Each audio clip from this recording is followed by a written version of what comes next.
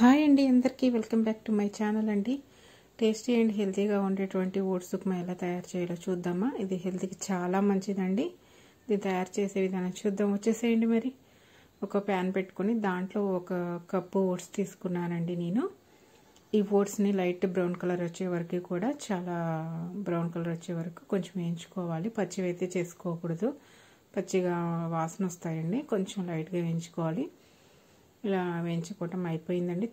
చిన్న బౌల్లో తీసుకుంటున్నాను. ఇవి ఓన్లీ ఒక కప్పు రైస్, ఒక కప్పు ఓట్స్కి చెప్తున్నానండి. ఒక కప్పు ఓట్స్ అయితే 2 మెంబర్స్కి సరిపోతుంది ఈజీగా.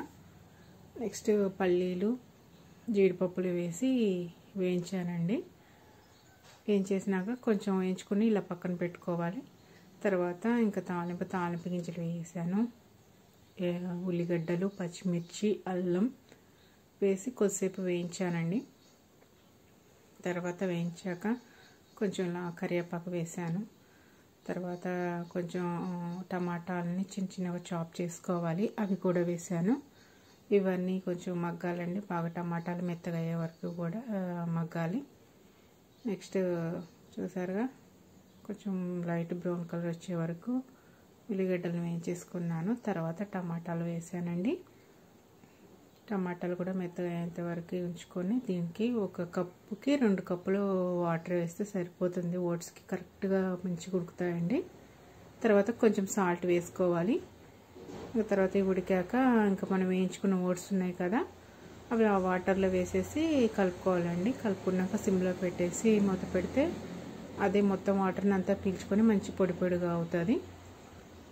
అంతేనండి, ఓట్స్ ఉప్మా చాలా సింపుల్గా ఉంటుంది, ప్లస్ హెల్తీ కూడా.